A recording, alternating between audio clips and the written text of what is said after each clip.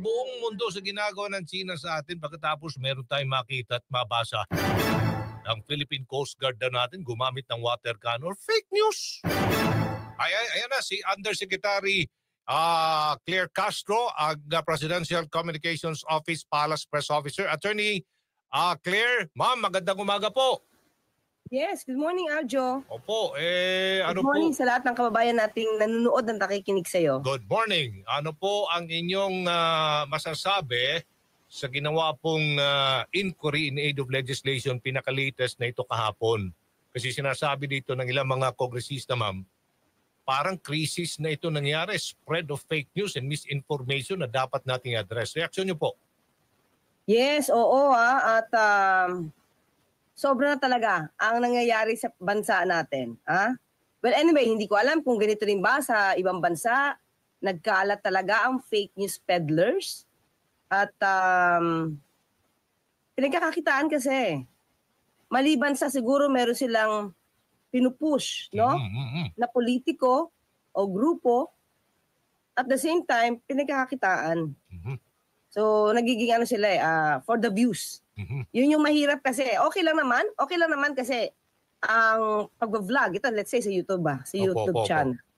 Okay lang naman na kumita ka kung ang i-spread mo katotohanan at hindi yung paninira at pag-twist ng facts. Yung kasi mahirap kasi marami ring mga nanonood, marami din naman na i-influensyahan ka.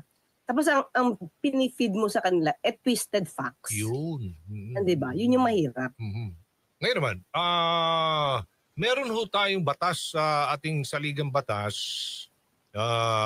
kalayaan sa pamamahayag. Pero hindi po yan absolute. Tama ho ba, attorney? Hindi yan absolute. Yes. Oo, may mga hangganan po yan. Pero yun ang mga sinasabi po ng mga vlogger. Meron akong constitutional right, freedom of speech, freedom of the press. Oo, ganun ang mga hirit po nila Kaya may mga debate, may mga argumento, nagkakasagutan. Opo. Pwede nyo bang maipaliwanag, ma'am, kung bakit may mga hangganan, hindi absolute ang freedom of speech na yan at freedom of the press? Yes, oo, Aljo, no? Sinasabi natin talaga naman, may kalayaan. Di naman yung kinikitil Hindi kinikitil yan ng gobyerno, ang kalayaan sa pananalita, ang kanilang freedom of expression. Okay. Pero iba kasi kapag nagpe-fake news ka, okay? Iba kasi yung sinasabi mo yung opinion mo nang hindi mo sisiraan yung tao o yung ahensya o yung gobyerno o anumang organisasyon. Halimbawa, nadinig natin, pagsisalita ng gago, pagsisalita ng tanga, bobo, a defect ayon sa atin, sa libel case natin, sa cyber libel, dapat yung pananalita mo is hindi maligning, hindi degrading. Hindi nagsasalita tungkol sa crime na di umano ginawa mo, o kaya vice or defect.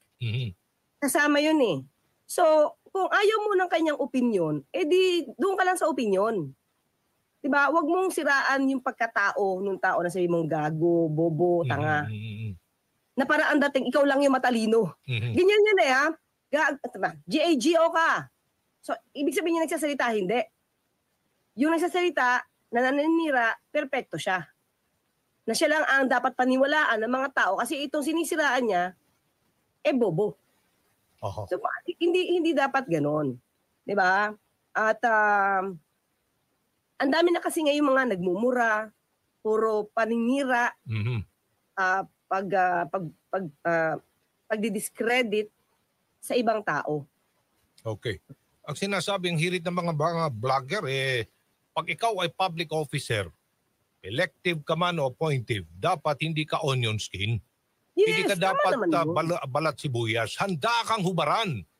Handa kang humarap sa anumang mga puna ng media. Opo. Ano ba nakikita nyo ngayon? Parang sumusobra na ba ang ginagawa po ng ilan?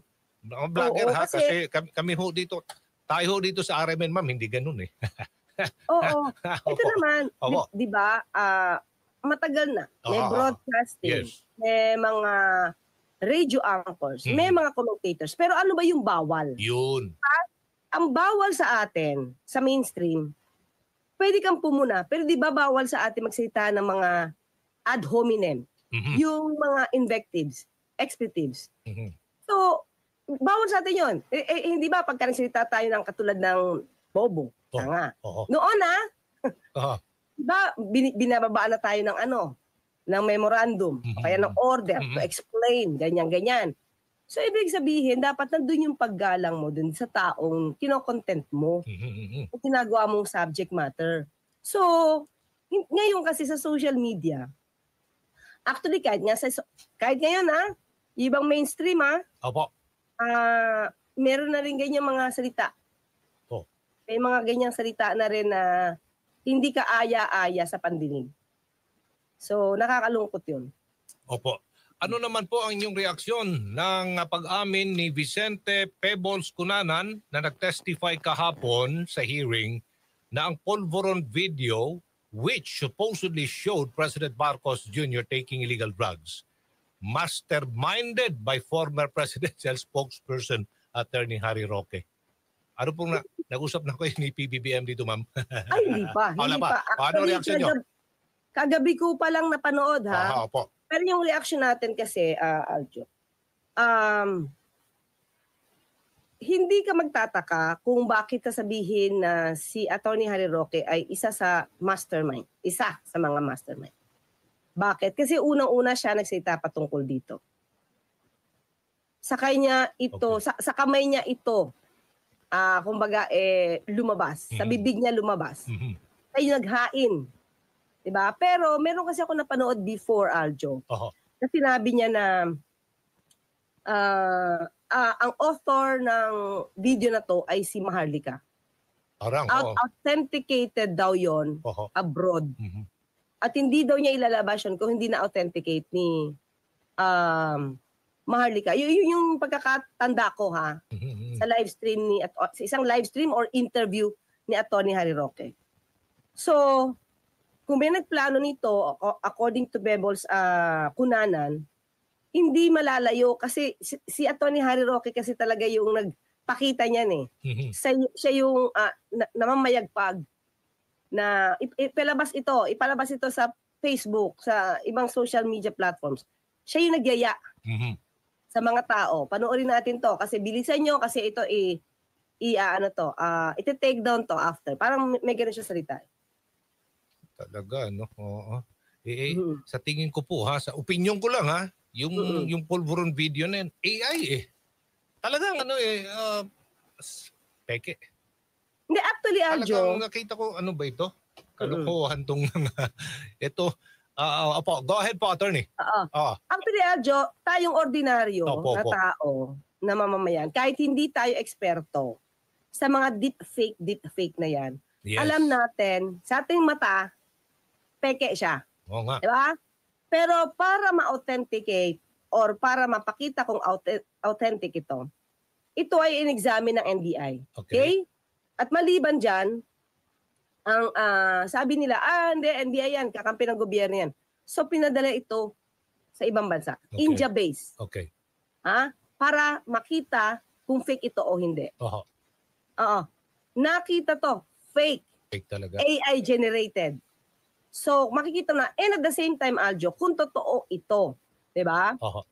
Bakit hindi nila yan pinalabas sa Pilipinas at hanggang ngayon, hindi nila ma-authenticate kung totoo? Kasi ganito yan Kung kalaban ng Pangulo ang nagpakita ng AI, Polvoron video na yan, ikaw na nakakuha ng ebidensya na authentic, na totoo, ilalabas mo yan sa Pilipinas at magiging proud ka na ikaw ang nakadiscover.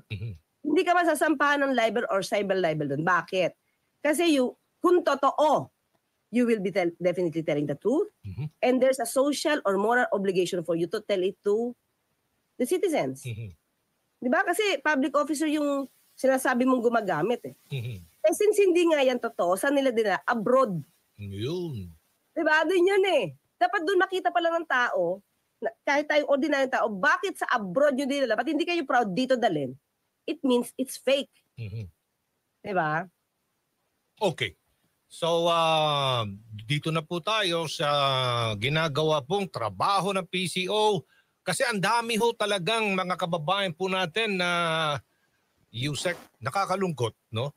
Naniniwala po sila talaga, sinishare pa yung iba na hindi naman talaga validated, na halatang-halata naman na fake. Opo, saan po, paano pa natin talagang puspusang kampanya upang ipaliwanag sa taong bayan ngayon kasi halos lahat nakatutok na sa cellphone eh. Halos lahat may FB page na, may TikTok account na.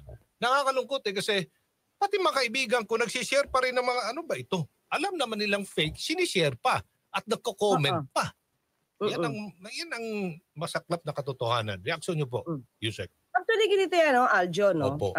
Nakakalungkot talaga kasi ang target talaga ng mga fake news peddlers, karamihan Opo. Kasi may mga fake news peddlers, hindi naman ang gobyerno ang target. May iba. Oh, yeah. Okay. Pero ngayon, ang daming fake news peddlers, yung iba nga dito yung DDS ay na fake news peddlers na enumerate ng Rappler. Pinanggit nila yung iba At ang nakakalungkot kasi, sinipilit nilang tinutwist yung facts para hindi makredit sa Pangulo yung mga naging magandang gawain niya. Halimbawa ito, example na lang. Opo. Yung latest lang, yung 17 OFWs na napalaya permanently sa Qatar. Kasi 'di ba nung last Friday nagkaroon ng news, nagkaroon ng balita si Secretary Hans Kakdak na provisional lang yung paglaya. So it means may case pa. May case pa na iniimbestigahan. Although sinabi niya na no charges yet. No? Ibig sabihin, wala pang kaso sa court.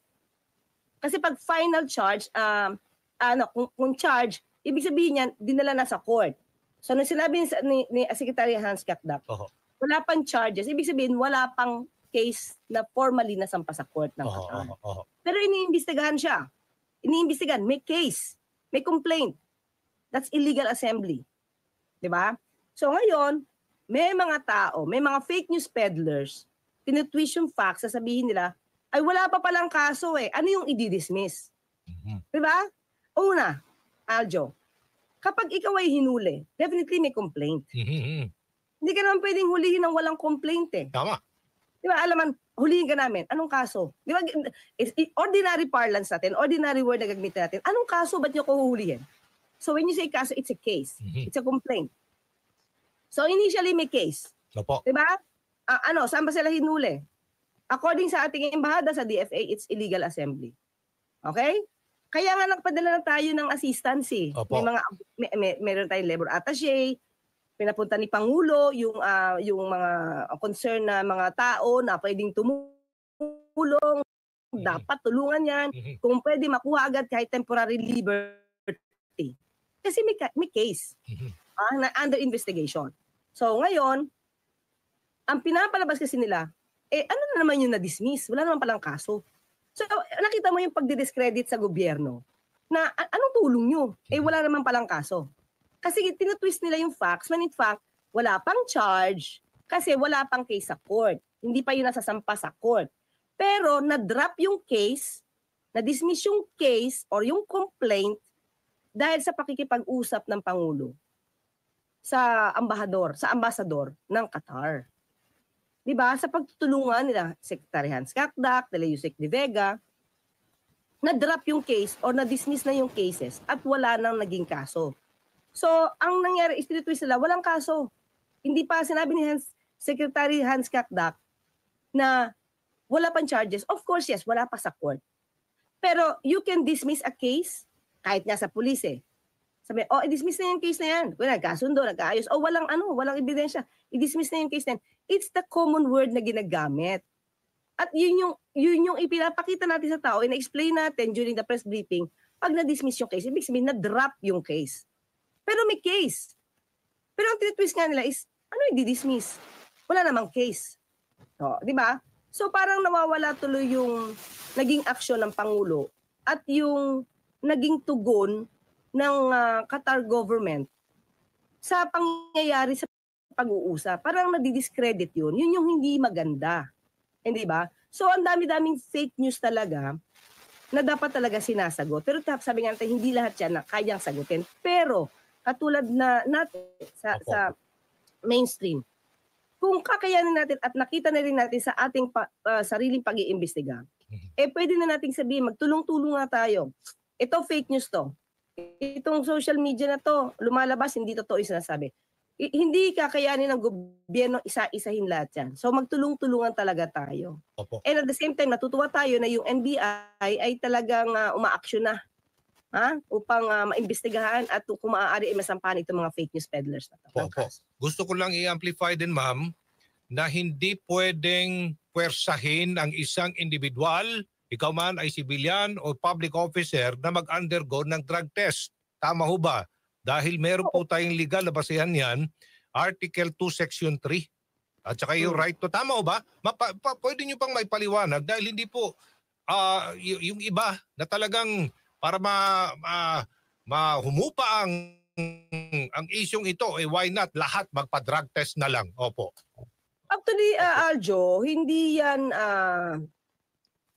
mandato, hindi yan sinasabi ng batas. Diba? Na para obligahin mo lahat na magpa-drug test. May mga pagkakataon, kung ikaw ay mag-a-avail of something, you have to undergo drug test. Let's say, kuha ka ng license. Required. Nasa batas Diba? So you have to. Halimbawa, requirement ng employer mo, gusto mong pumasok doon. O di sumunod ka sa polisiya. Mag-undergo ka ng drug test. Pero yung sabi mo lahat, mag-undergo, hindi yun. Wala tayong batas na gano'n. Hindi ba? And at the same time, anong pinanghuhugutan nito, Aljo? Yung binibintang ba? Sa Pangulo? Po. Isa na po yan. Ganito lang naman yan di ba? Pakipaliwanag po.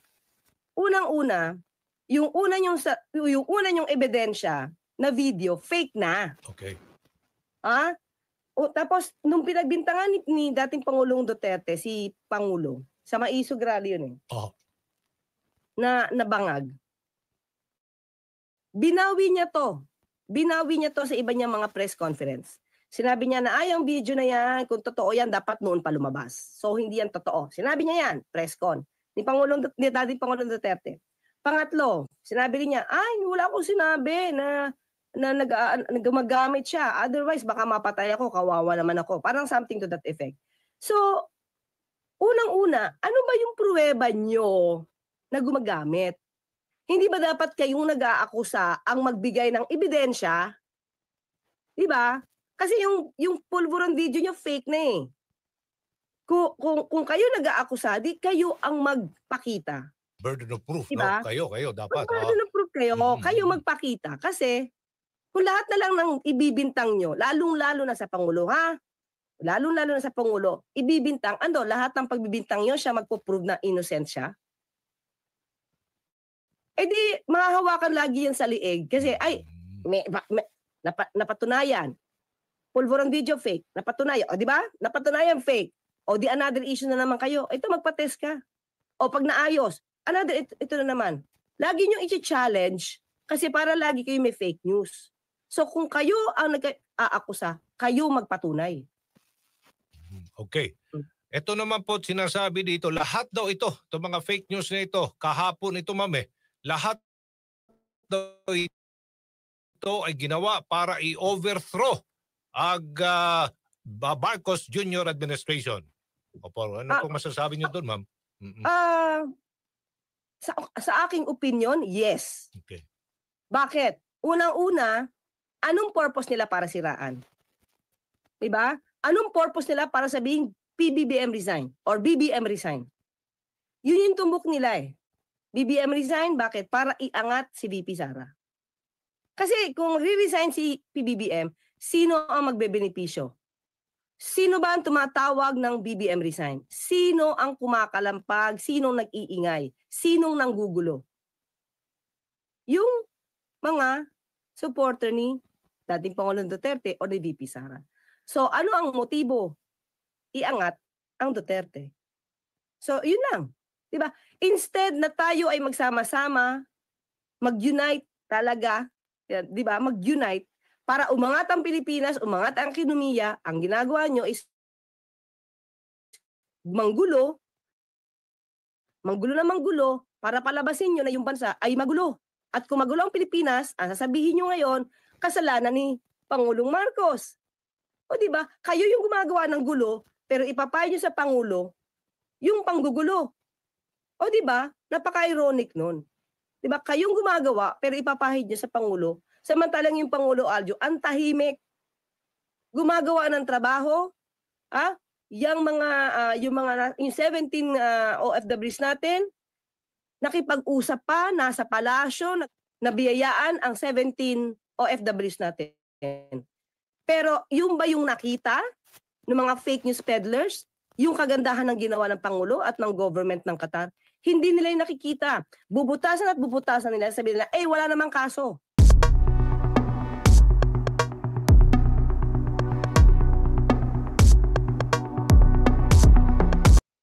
Ano i-dismiss?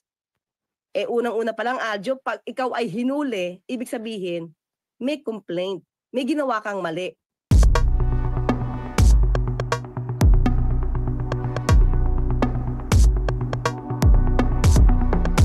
Diba? So, wag wag i-twist yung facts. Sasabihin na, wala naman, bakit dismiss? Diba? Yun yung word Bakit dismiss? Sa common tao, Aljo, yun yung ginagamit. Kahit sa pulis anong kaso? Hindi na napakawalan na, dinismiss na kasi. It's the common word na ginagamit. When in fact kasi, pag sinabi mong charge,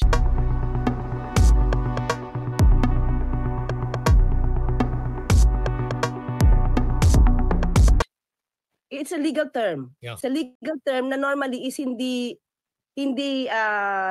alam ng ordinaryong tao. Pag na-charge ka, when you say charge, sa court na yon.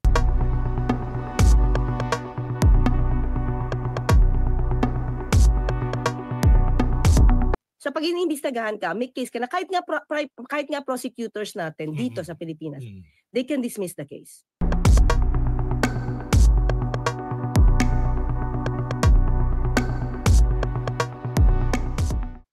Right, maliwanag po. Maraming salamat, Yusek Claire Castro, Presidential Communications Office, Palace Press Officer. Magandang umaga po, ma'am. Thank you so much. Thank you, Aljo.